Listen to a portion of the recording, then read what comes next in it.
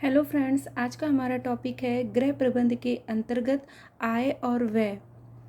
तो इस वीडियो को लास्ट तक ज़रूर देखें, इससे आपको सारे क्वेश्चन आंसर इजीली लर्न हो जाएंगे। प्लीज़ इस वीडियो को लाइक करें और चैनल को सब्सक्राइब करना ना भूलें, जिससे मेरे चैनल की सारी अपडेट मिलती रहे। तो चलिए स्टार्ट करते हैं आय तथा व्यय। पहला क्वेश्चन है, वर्तमान आय का वर्तमान उपभोग व्यय पर अधिक को बचत कहा जाता है। यह कथन किसका है? तो यंग, गुड्डे और किंग्स। यहाँ पर इसका आंसर है किंग्स। यहाँ पर आप इसे ऐसे याद करेंगे कि ये जो किंग्स है इसे आप किंग सोचेंगे कि ये किंग लिखा है, और ये जो अधिक है ये अधिकार है। इसको ऐसा आप सोचिए कि ये अधिकार लिखा है, अधिक अधिकार, और किंग्स मतलब king.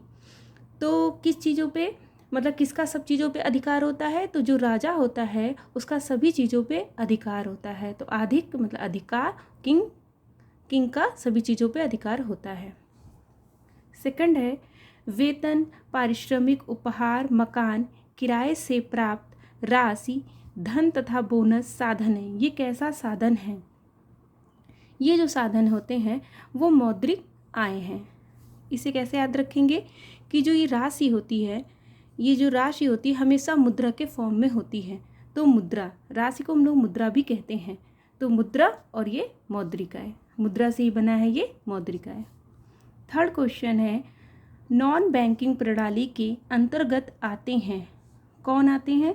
Unit trust of India, दूसरा भारतीय जीवन बीमा निगम, तीसरा जनरल इंश्योरेंस ऑफ इंडिया, या उपरोक्त सभी।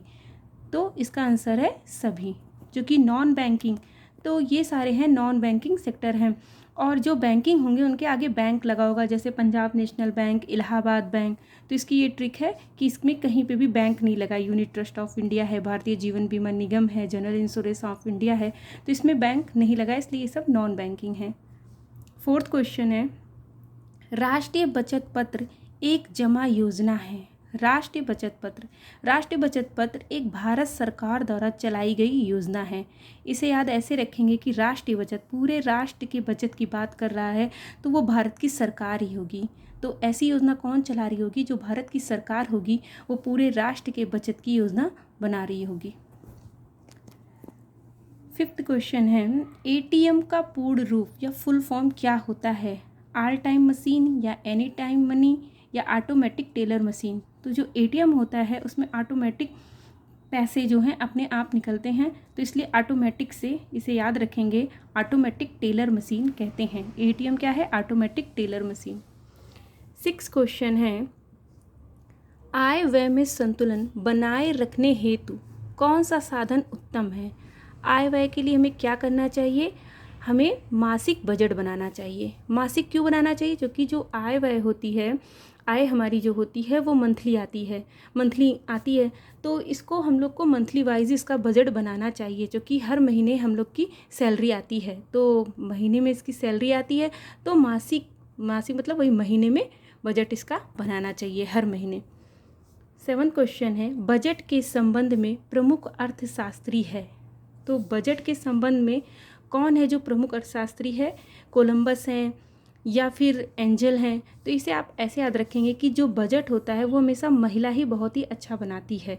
तो इसमें जो भी नाम है वो जेंट्स के हैं, और एंजल जो है आप इसको एंजल से समझिएगा, परी से।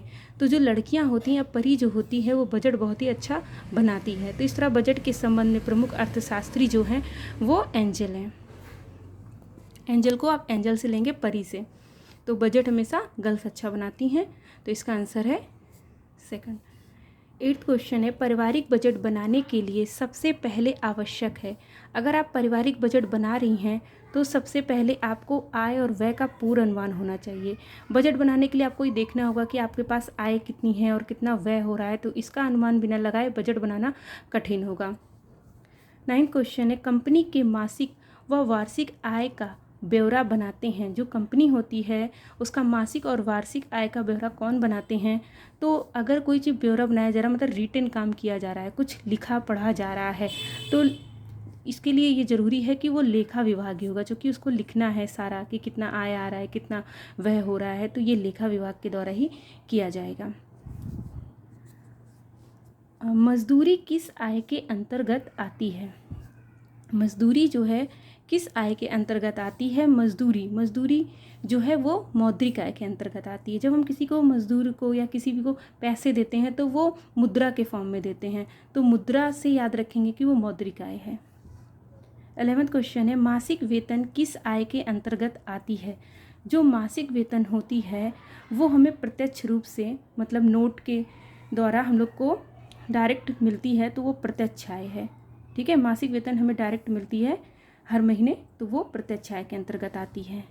12वां क्वेश्चन है, काला धन किस आय की श्रेणी में आता है?